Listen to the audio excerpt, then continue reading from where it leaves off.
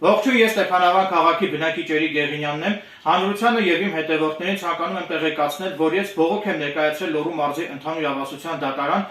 Հրանտ Դավոյանի կողմից Էրիկ Գեղինյանից նկատմամբ ենթադրաբար խարդախության փորձ կատարելու եւ Հրանտ Դավոյանի կողմից դատարանին ենթադրաբար կեղծ փաստաթղթեր ներկայացնելու վերաբերյալ։ Այդ կապակցությամբ Լոռու մարզի ընդհանուր իրավասության դատարանի պարկետ եւ պատվախնդիր դատավոր Տարոն Թաթևոսյանը որոշում է կայացրել ամբողջությամբ բավարարել Էրիկ Գեղինյանից բողոքը եւ դատարանը Լոռու մարզի դատախազությանը ու Լոռու մարզի քննչական վարչությանը պարտավորեցրել է Հրանտ Դավոյանի կողմից Էրիկ Գեղինյանից նկատմամբ ենթադրաբար խարդախության փորձ կատարելու եւ Հրանտ Դավոյանի կողմից դատարանին ենթադրաբար կեղծ փաստաթղթեր ներկայացնելու փաստի առթիվ Հրանտ Դավոյանի նկատմամբ նախաձեռնել քրեական վարույթ։ Այժմ ձեր ուշադրությանը ներկայացնում եւ ցուցադրում եմ դատարանի կողմից կայացված հիշյալ որոշումն ամբողջությամբ։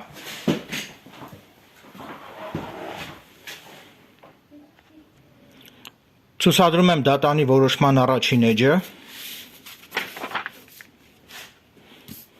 երկրորդ էջը,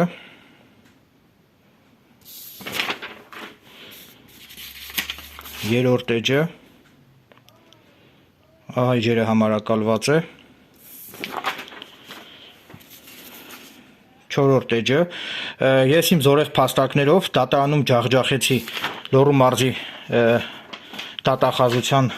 եւ Լոռու մարզի քննչական վարչության առարկայազորք փաստարկները։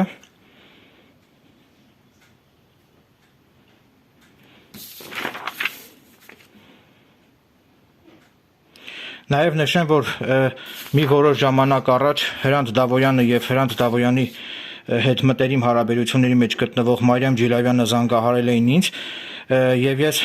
ձայնագրել եմ Հրանտ Դավոյանի եւ Մարիամ Ջիլավյանի հետ ունեցած իմ հեռախոսազրույցները եւ այդ հեռախոսազրույցների ձայնագրությունները արդեն իսկ տրամադրել եմ ազգային անվտանգության ծառայությանը։ Վստահ եմ հիմա թե Հրանտ Դավոյանը եւ թե Հրանտ Դավոյանի կողմնակիցները հիմա սկրինշոտ են անելու իմ կողմից հրապարակված դատանի այս որոշումը։ Ինչ ուզում եք կարող եք անել, ես որևէ մտավախություն չունեմ եւ ես ինքս եմ նպատակահարմար գտնում հանրայնացնել Հրանտ Դավոյանի վերաբերյալ դատանի կողմից կայացված այս որոշումը։